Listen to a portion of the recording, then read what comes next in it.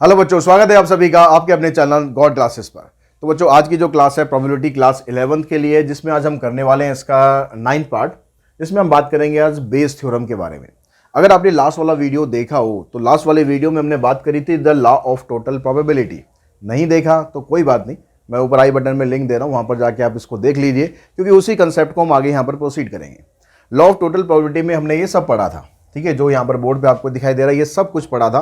तो मैं दोबारा इसको एक्सप्लेन नहीं करूँगा। अगर आपको ये समझना है तो आप पिछला वाला वीडियो देख सकते हैं कि किस तरह से ये सब आता है। अब हम बात करेंगे यहाँ पर कि ये जो इवेंट आ रहे हैं ना आपके पास E1, E2, E3, E4, E5, अगर आपके पास इवेंट ए जो हमने यहाँ पर सर्कल में ले रखा है ब्लू वाले में, ये इवेंट अगर हो चुका हो और जो E1, E2, E3 ये जो इवेंट है, अगर इनमें से आपको किसी एक की प्रोबेबिलिटी फाइंड करनी हो तो हम कैसे फाइंड करेंगे। तो उसके लिए पूरा कंसेप्ट ये का ये चलेगा, यहाँ तक ऐसे का ऐसे ही। उसके बाद ये कहता है, उसके बाद अगर हम मल्टीप्लिकेशन लॉ ऑफ प्रोबेबिलिटी का यूज़ करें तो उसके अंदर probability of A intersection I, probability of A intersection E I की जो वैल्यू है, इसको हम कैसे लिख सकते हैं, प्रोबेबिलिटी ऑफ ए इंटू में probability of E I by A, इस तरीके से लिख सकते हैं। यानी पहले प्रोबेबिलिटी ऑफ ए हो चुका है, अगर ए हो चुका है तो ई आई के होने की प्रोबेबिलिटी क्या होगी, probability of E I by A. अब यहाँ पर जो ये probability of A intersection E I होता है, इसी चीज़ को आप दूसरे तरीके से भी रिप्रेजेंट कर सकते हो। इसी तरीके इसको अगर हम रिप्रेजेंट करना चाहें तो हम कैसे कर सकते हैं, इसको हम ऐसे भी तो लिख सकते हैं ना, probability of A intersection E I, इसको हमने लिखा probability of E I into में probability of A by E I, ऐसे लिख सकते हैं। यानी ये वाली जो वैल्यू है आपकी ना, ये दोनों आपस में इक्वल हो गई। अगर ये दोनों आपस में इक्वल हैं तो इसको हम ऐसे लिख लें, probability of E I into में probability of A by E I is equals to probability of E I by A into probability of A. अब यहां से मेरे को वैल्यू चाहिए प्रोबेबिलिटी ऑफ ए की। अब प्रोबेबिलिटी ऑफ ए की प्रोबेबिलिटी ऑफ ए की नहीं, probability of E I by A की, इसकी वैल्यू चाहिए। तो मैं इसको क्या करूंगा, प्रोबेबिलिटी ऑफ ए को यहाँ पर इसके नीचे ले आऊँगा, तो हमारे पास ये आ जाएगा probability of E I into probability of A by E I divided by probability of A. ये क्या बन गया आपके पास, probability of event I if A is already happened. यही हमें प्रोबेबिलिटी फाइंड करनी है अकॉर्डिंग टू बेस थ्योरम। अब यहाँ पर नीचे आ रहा है आपके पास प्रोबेबिलिटी ऑफ ए। अब प्रोबेबिलिटी ऑफ ए, आप इसमें जो हमने पीछे हमने किया था लॉ ऑफ टोटल प्रोबेबिलिटी, उसमें आपने देखा कि जो प्रोबेबिलिटी ऑफ ए की वैल्यू है ये है, तो इस वैल्यू को आप यहाँ पर पुट कर सकते हैं। यानी हमारे पास जो फार्मूला है वो क्या बना, इसका अगर मैं फार्मूले की बात करूँ, probability of E I by A का फार्मूला बन गया, ऊपर आएगा probability of E I into probability of A by E I divided by, यहाँ पर ये पूरी की पूरी वैल्यू लेंगे summation of probability of E I into probability of A by E आई।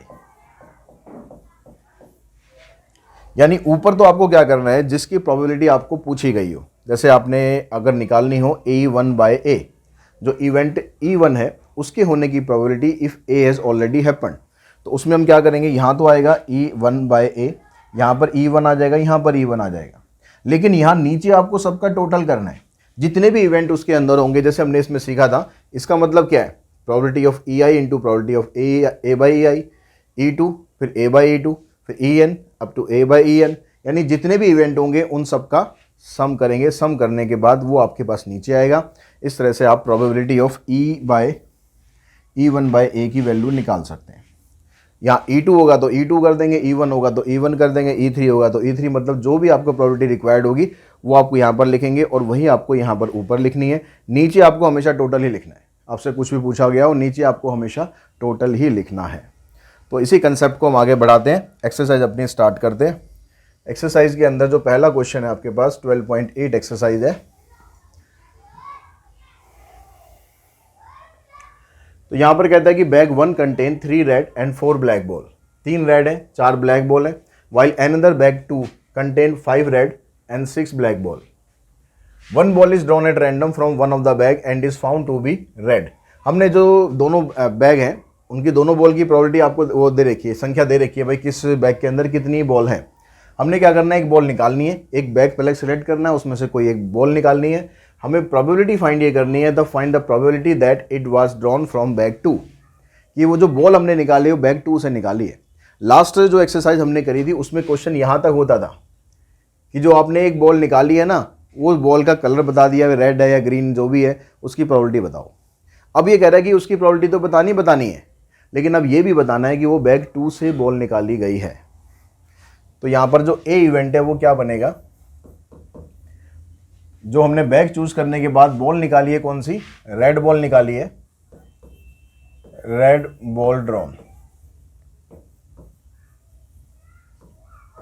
ठीक है, अब ये बैग 1 से निकाली है या बैग 2 से निकाली है, यानी ये जो इवेंट आपके पास आ गया E1 और E2 क्या बन गया, ये बन गया बैग 1, चूजन बैग 1, और ये आ जाएगा choosing bag 2।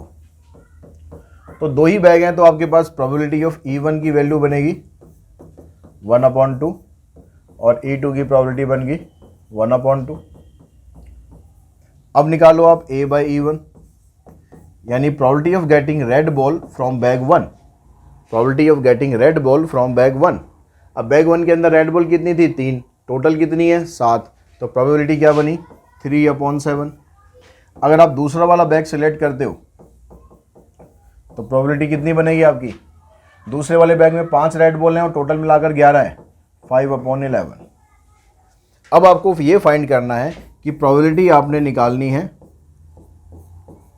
Probability of getting red ball from the bag 1।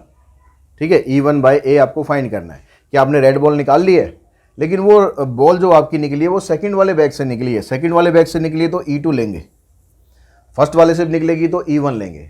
ठीक है, अब E2/A लिखा है तो यहाँ पर क्या आएगा, यहाँ पर आएगा probability of E2 into probability of A/E2। नीचे हमारे पास टोटल आता है, सारा प्रोबेबिलिटी का सम आ जाता है, मतलब इन दोनों को मल्टीप्लाई करेंगे, probability of E1 into probability of A/E1 plus probability of E2 into probability of A/E2। अब वैल्यूज आपके पास हैं 1/2 into 5/11 divided by 1/2 into 3/7 plus 1/2 into 5/11। अब इसमें से जो जो कॉमन निकल सकता है पहले कॉमन निकाल देना, पहले सॉल्व मत करना। देखो 1/2 इस वाली टर्म में भी है, 1/2 यहाँ भी है, 1/2 यहाँ भी है, तो ये तो कॉमन निकल जाएगा। ऊपर से बचेगा 5/11, नीचे आएगा 3/7 प्लस 5/11। अब इसका एलसीएम लेके इसको सॉल्व करते हैं। एलसीएम आ जाएगा 77, यहाँ आएगा 33, यहाँ पर आएगा 35, इससे ये कैंसिल, 7 चला जाएगा ऊपर, 7 5 35, नीचे आ जाएगा 68। ये प्रोबेबिलिटी आ गई आपके पास 35/68। क्वेश्चन नंबर फर्स्ट का आंसर। उसके बाद क्वेश्चन नंबर सेकंड पे चलते हैं। सेकंड में इसने दिया कि suppose 5% of man and 0.5% of woman have grey hairs. ठीक है, ग्रे हेयर्स मतलब बाल सफ़ेद हो गए, कितने 5% आदमियों के और 0.25% जो है वुमेन्स के बाल सफ़ेद हो गए। एक grey hair person is selected at random. अब उसमें से हमने एक ग्रे हेयर पर्सन को सिलेक्ट करना है, कर लिया जी select. What is the probability of this person being male. तो हमें ये प्रोबेबिलिटी फाइंड करनी है कि जो आपने पर्सन सिलेक्ट करा है वो मेल सिलेक्ट करा है। तो assume that there are equal number of male and female. अब मेल और फीमेल दोनों यहाँ पर इक्वल नंबर है, तो यानी मेल फीमेल की जो प्रोबेबिलिटी है, E1 क्या है मैन के लिए यूज़ किया, E2 क्या है फीमेल के लिए यूज़ किया। तो प्रोबेबिलिटी ऑफ E1 कितना हो जाएगा, दोनों की इक्वल प्रोबेबिलिटी है, तो आप सीधा ऐसे भी लिख सकते हो E1 E2 दोनों की प्रोबेबिलिटी आ गई 1/2। ठीक है, अब उसके बाद इसमें से जो आपको पर्सन चूज करना है वो कौन सा करना है, वो ग्रे हेयर पर्सन चूज करना है। जो ए है इवेंट वो क्या है, person with have a grey hair. अगर पहली कंडीशन लेते हैं कि भाई हम ग्रे हेयर पर्सन चूज कर रहे हैं, किसमें से, मेल में से। मेल कितने ग्रे हेयर वाले 5% है, तो हो जाएगा 5/100। अगर आप ग्रे हेड पर्सन चूज करते हो फीमेल से, फीमेल की कितनी है, फीमेल है 0.25%, तो 0.25% का 100 आ गया नीचे। ठीक है, काटा पीटी अभी कुछ मत करो, अभी कुछ नहीं करनी काटा पीटी। अब आपको प्रोबेबिलिटी फाइंड करनी है कि आपने जो पर्सन चूज करा है वो मेल चूज करा है और उसके ग्रे हेयर्ड, ये पूछा ना, find the probability of this person being male. तो अब आपको जो इवन वाला डाटा है वो ऊपर रखना है 1/2 इंटू 5/100, और नीचे तो टोटल आएगा ही आएगा, तो 1/2 इंटू 5/100 प्लस 1/2 इंटू 0.25/100। अब देखो इसमें से 1/2 1/2 1/2 कॉमन, डिनोमिनेटर में 100 भी आ रहा है, 100 भी आ रहा है, 100 भी आ रहा है, ये भी कॉमन, तो ऊपर से रह गया आपके पास 5, नीचे से रह गया 5 और 0.25, यानी आंसर बना 5/5.25। अब इसका आप डेसिमल हटा लो, डेसिमल हटा के फिर इसको काट दो जितना कट जाए। डेसिमल हटाएंगे तो 500 बनेगा, 5 से इसको काटेंगे 100 आ गया, 5 से इसको काटेंगे 5 पंजे 25, फिर 5 से काट दो, ये 20 और ये 21, आंसर आ गया 20/21। नेक्स्ट क्वेश्चन चलते हैं, नेक्स्ट क्वेश्चन नंबर 3। थर्ड में कहता है कि भाई it is known that 60% student in a college reside in hostel, कि 60% जो बच्चे हैं ना वो हॉस्टल में रहते हैं, while remaining 40% are day scholar, और बाकी के 40% क्या है वो डे स्कॉलर है, घर से अपने आते जाते हैं, उनको हॉस्टल की फैसिलिटी से कोई मतलब नहीं। 30% of all student who reside in hostel attain A grade. अब जितने बच्चे हॉस्टल में रहते हैं उसमें से 30% ऐसे हैं जिनको ग्रेड ए मिलता है एग्जाम के अंदर, and 20% of the day scholar attain A grade, और जो डे स्कॉलर हैं उसमें से 20% बच्चों को ग्रेड ए मिलता है। अब आपने क्या किया, रैंडमली एक स्टूडेंट को चूज किया जिसका ग्रेड ए है। अब प्रोबेबिलिटी ये बतानी है कि जो आपने बच्चा चूज किया है वह हॉस्टल में रहता है, हॉस्टल का बच्चा है, ठीक है, जिसको ए ग्रेड मिला है। तो यानी अब दो कंडीशन क्या आएगी हमारे पास, E1 E2, या तो बच्चा हॉस्टल का या हॉस्टल के बाहर का है, यानी डे स्कॉलर है। ठीक है, क्या E1 E2 क्या बन गए, बच्चा क्या है हॉस्टल ये रहे, और E2 क्या हो गया, डे स्कॉलर है। दोनों म्यूचुअली एक्सक्लूसिव हो गए, जो डे स्कॉलर हो सकता है वो हॉस्टल में नहीं रह सकता। ठीक है, चोरी छुपे रहने तो बात अलग है, लेकिन वैसे ऑफिशियली नहीं रह सकता। यानी प्रोबेबिलिटी ऑफ E1 और E2, E1 कितना, E1 दिया हुआ हॉस्टल में रहने वाले 60% है, तो यहाँ पर लो आप 60%, हटा ही देते हैं यार इसे, हॉस्टल वाले हैं 60%, और डे स्कॉलर कितने, डे स्कॉलर हैं 40%। अब इसमें से आपको जो बच्चे हैं उनमें से ए ग्रेड वाला बच्चा चूज करना है, तो ए इवेंट क्या है, student which have grade A. तो अगर आप एक स्टूडेंट चूज करते हो जिसका ग्रेड ए है और वो बच्चा हॉस्टल का है, तो इसकी प्रोबेबिलिटी कितनी है, 30%। एक बच्चा आप चूज करते हो जो डे स्कॉलर है, ग्रेड उसका A1 ए है, तो इसकी प्रोबेबिलिटी कितनी है, 20%। अब आपने बच्चा चूज कर लिया और ये पता लगाना है आपको कि वो हॉस्टल से बच्चा चूज हो रहा है, इसकी प्रोबेबिलिटी क्या है, यानी probability of selecting a hosteller student if he has attain A grade, he और शी। तो यहाँ से अब आपके पास आ गया 60/100 into 30/100 divided by 60/100 into 30/100 plus 40/100 into 20/100। तो अब यहाँ पर देखो डिनोमिनेटर में 100 100 100 100 100 100 है, सब जगह 100 है, डिनोमिनेटर में ख़त्म कर दो, कोई काम नहीं। ऊपर से यहाँ पर 60 और 30 के अंदर भी यहाँ भी एक जीरो, यहाँ भी एक जीरो, यहाँ भी एक जीरो, यहाँ भी एक जीरो, यहाँ भी एक जीरो, यहाँ भी एक जीरो, तो वो जीरो भी आप ख़त्म कर सकते हो, जैसा आप कन्वीनियंट हो वैसे करना, जरूरी नहीं कि जैसे मैं कर रहा हूँ वैसे ही आप करो। तो रह क्या गया 6 3 जा 18, नीचे आ गया 18 और 4 2 जा 8, तो ये आ गया 18/26, काटोगे तो आ जाएगा 9/13। ये हमारा आंसर बन जाएगा क्वेश्चन नंबर 3 का।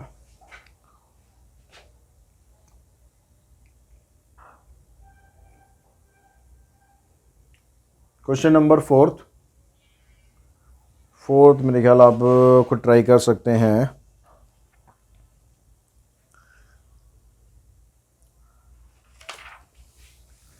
चलो E1 E2 इसके डिस्कस कर लेते हैं एक बार।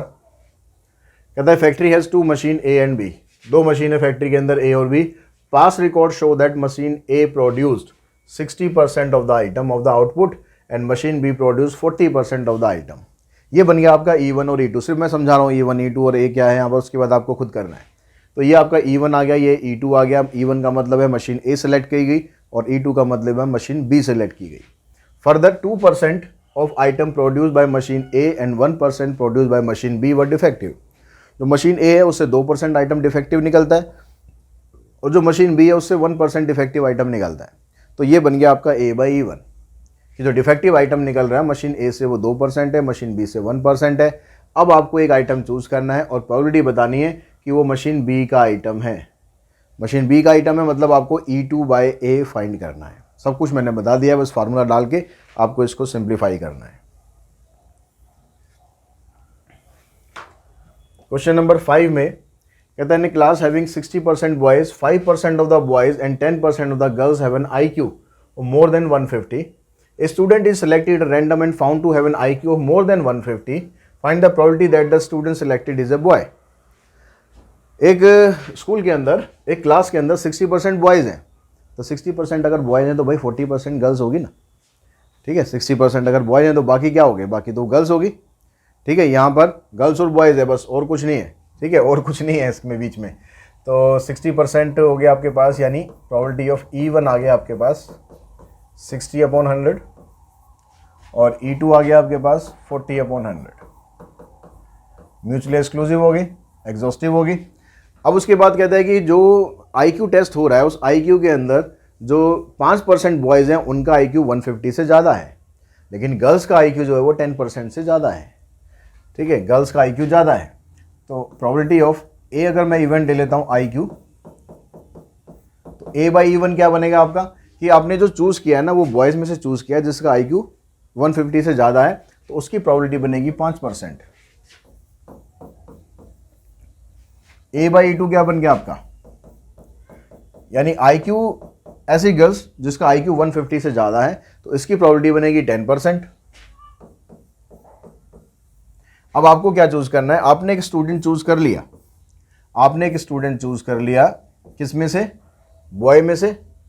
स्टूडेंट चूज़ किया बॉय में से जिसका IQ 50% से ज़्यादा है, यानी E1/A फाइंड करना है। तो सिंप्लीफाई कर दो, बस इसको ऊपर मल्टीप्लाई करो, नीचे टोटल आ जाएगा।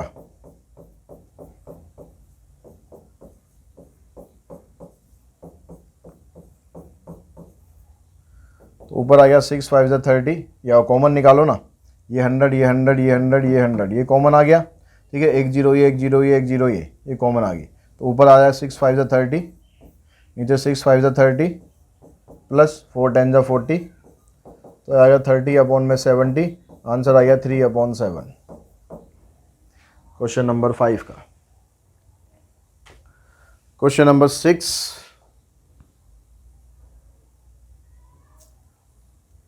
क्वेश्चन नंबर 6 में कहता है कि एक man is known to speak the truth 3 times out of 5 times. एक आदमी सच बोलता है 5 में से 3 बार। ठीक है, 5 में से 3 बार बोलता है, बहुत है आज के टाइम में। ही थ्रो ए डाई, उसके बाद वो डाइस फेंकता है, and report that it is a number greater than 4, और बताता है कि नंबर 4 से ज़्यादा आ गया। उसने डाइस फेंकी और कहा कि भाई नंबर 4 से ज़्यादा आ गया। तो find the probability that it is actually A number greater than 4। तो हमें प्रोबेबिलिटी फाइंड करनी है कि वाकई में वो नंबर 4 से बड़ा है, यानी सीधा सीधा मतलब क्या होगी, वो सच बोल रहा है, इसकी प्रोबेबिलिटी आपको बतानी है। तो सच बोलने की जो प्रोबेबिलिटी है, उसने कहा कि 5 में से 3 बार सच बोलता है, तो probability of man speak truth 3/5। अगर वो सच नहीं बोलता तो क्या है, फिर झूठ बोलता है। अगर बोलता है तो या तो सच बोलता है या फिर झूठ बोलता है, दो ही बात होंगी ना। ठीक है, एम्बिगुअस स्टेटमेंट नहीं चलेगी, मतलब ऐसी स्टेटमेंट नहीं चलेगी झूठ और सच दोनों उसने बोल दिए। तो ये 2/5 हो जाएगा, 1 में से इसको माइनस कर देंगे। अगर सच नहीं बोल रहा तो झूठ बोल रहा है। अब उसके बाद उसने एक डाइस को फेंका, डाइस को फेंकने पर उसने कहा कि नंबर 4 से बड़ा आ रहा है। तो जो ए इवेंट है वो क्या है यहाँ पर, number greater than 4।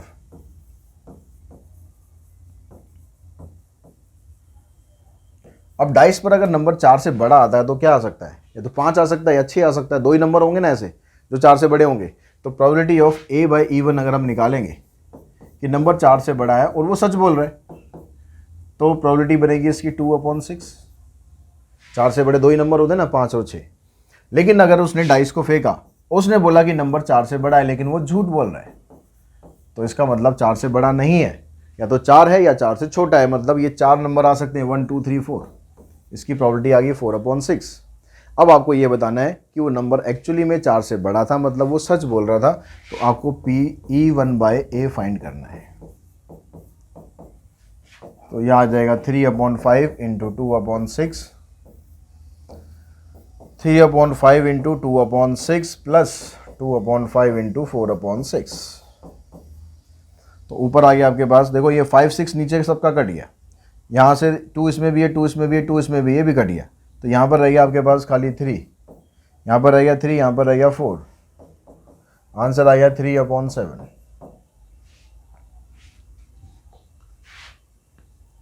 Question number 7। 7th question में बताया इसने कि earn 1 has 2 white and 3 black ball.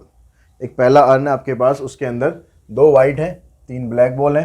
Earn 2 have 4 white 1 black ball and earn 3 has 3 white and 4 black ball and earn is selected at random and A ball is drawn.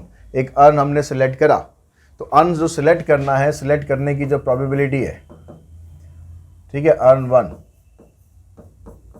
E2 क्या है, earn 2, और E3 क्या है, earn 3। अब इन तीनों की अगर आप प्रोबेबिलिटी निकालते हो, चाहे E1 की निकालो, चाहे E2 की निकालो, चाहे E3 की निकालो, सेम आएगी। अब क्योंकि 3 बैग हैं तो प्रोबेबिलिटी आ जाएगी 1/3। अब कह रहा है कि उसमें से आपने what is the probability of drawing A white ball, आपको वाइट बॉल की प्रोबेबिलिटी फाइंड करनी है। तो ए इवेंट क्या है हमारे पास, ड्राइंग ए वाइट बॉल।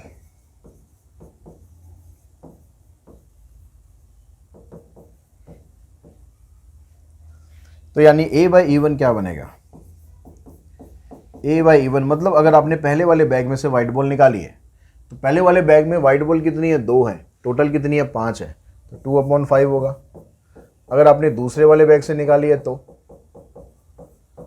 4 वाइट है, 1 ब्लैक है, यानी 4/5। और अगर तीसरे से निकाली है तो 3 वाइट है और 4 ब्लैक है, यानी 3/7। और फर्स्ट पार्ट में आपसे पूछ रहा है what is the probability of drawing A white ball. White ball को निकालने की प्रोबेबिलिटी क्या है, यानी प्रोबेबिलिटी ऑफ ए आपको फाइंड करना है। तो जो हमने पिछले एक्सरसाइज करी थी, लॉ ऑफ टोटल प्रोबेबिलिटी, है उसका क्वेश्चन हो गया। सेकंड पार्ट में फिर ये बेस पे आ जाएगा। तो पहले हम वाइट बॉल की प्रोबेबिलिटी निकालते हैं, तो उसमें क्या था भाई, इसको E1 को इससे मल्टीप्लाई करना है, E2 को इससे करना है, E3 को इससे करना है, उनका सम कर देना है, यानी 1/3 into 2/5 plus 1/3 into 4/5 plus 1/3 into 3/7। अब यहाँ पर डिनोमिनेटर थोड़ा अलग अलग आ रहा है, तो इसको तो आपको फिर वैसे सॉल्व करना पड़ेगा। इसको काट लेते हैं।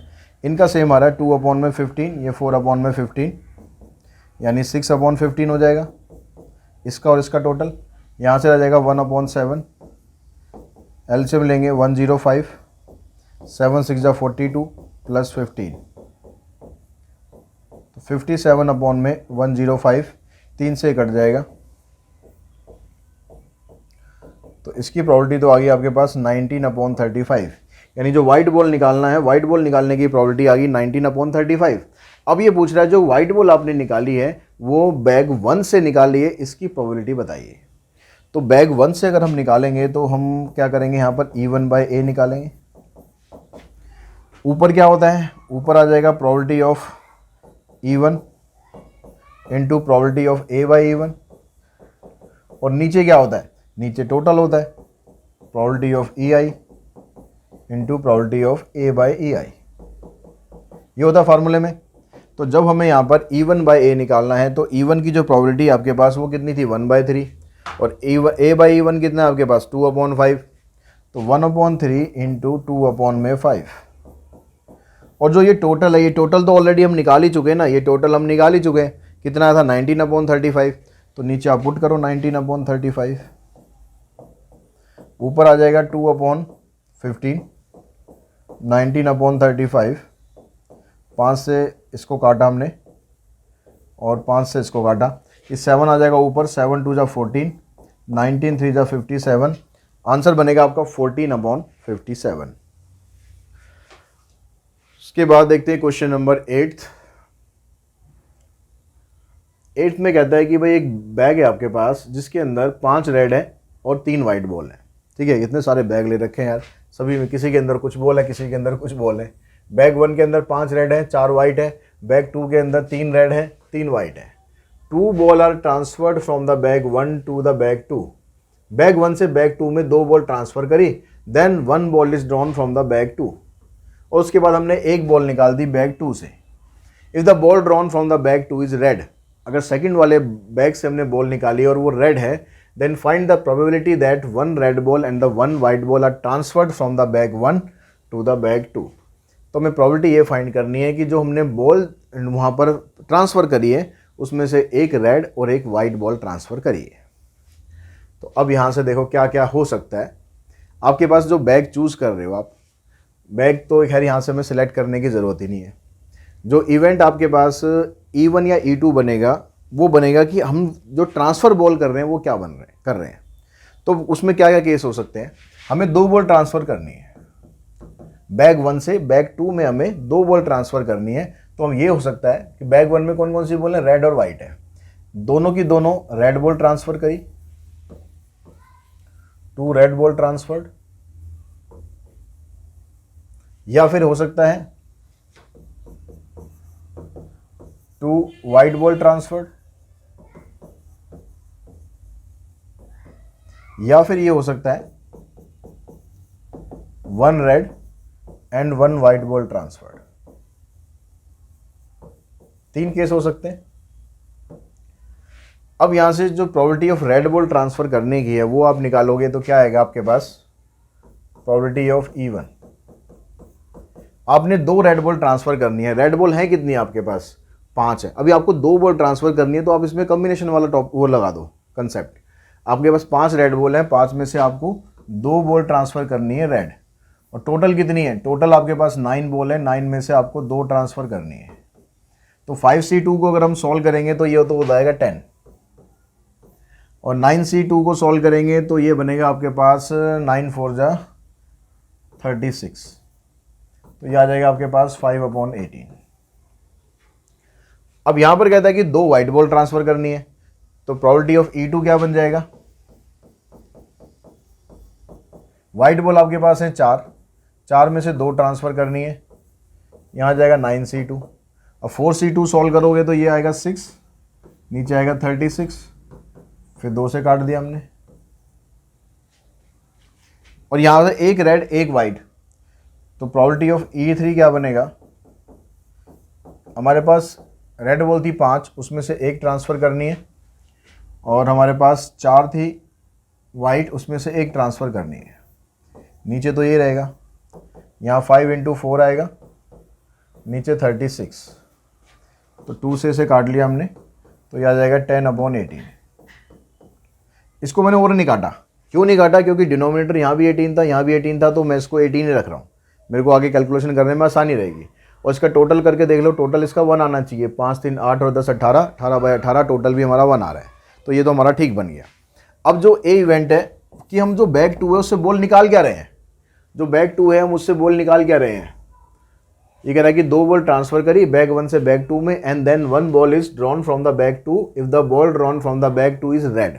रेड बॉल हम निकाल रहे हैं, ball drawn is red from bag 2। Bag 2 से तो खैर हमें प्रोबेबिलिटी बतानी है, बॉल ड्रॉन इज रेड। अगर पहले वाली कंडीशन हम ले, अगर पहले वाली कंडीशन लें हम कि हमने जो बॉल ट्रांसफ़र करी है वो 2 रेड बॉल ट्रांसफ़र करी हैं, तो उसके हिसाब से अगर हम प्रोबेबिलिटी निकालें रेड बॉल की, रेड बॉल पहले कितनी थी बैग 2 के अंदर, ये बैग 2 है, देखो यहाँ ध्यान से 6 बॉल टोटल है। अब यहाँ पर जब हम ट्रांसफ़र करेंगे 2 बॉल ट्रांसफ़र करेंगे तो 8 बॉल आपके पास टोटल में बन जाएंगी। अब पहली कंडीशन में 2 रेड बॉल ट्रांसफ़र कर रहे हो तो 3 रेड बॉल ऑलरेडी थी, 2 और आ गई ट्रांसफ़र हो गए, 5 रेड बॉल हो गई, टोटल आ गई आपके पास 8, यानी 5/8। अगर हम सेकंड कंडीशन लेते हैं कि जो बॉल हमने ट्रांसफ़र करी है वो वाइट ट्रांसफ़र करी है, यानी रेड जितनी थी उतनी की उतनी रहेंगी, 3 थी तो 3 की 3 रहेंगी, यानी 3/8। और अगर हम तीसरी कंडीशन लेते हैं तो उसमें अंदर एक रेड और एक वाइट ट्रांसफ़र की गई है, एक रेड ट्रांसफ़र होके बन जाएगी 4, तो टोटल आ जाएगी आपके पास 4/8। काटना वाटना कुछ नहीं है अभी। अब हमें ये बताना है कि जो रेड बॉल हम निकाल रहे हैं वो कब निकाल रहे हैं, जब हमने बॉल ट्रांसफ़र करी थी एक रेड और एक वाइट। तो यानी जो तीसरा वाला केस है उसके हिसाब से प्रोबेबिलिटी आपको बतानी है, यानी PE3/A आपको निकालना है।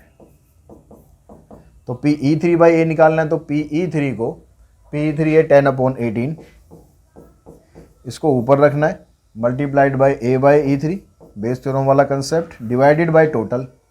टोटल में पहली प्रोबेबिलिटी आई आपके पास 5/18 और A/E बनाया 5/8।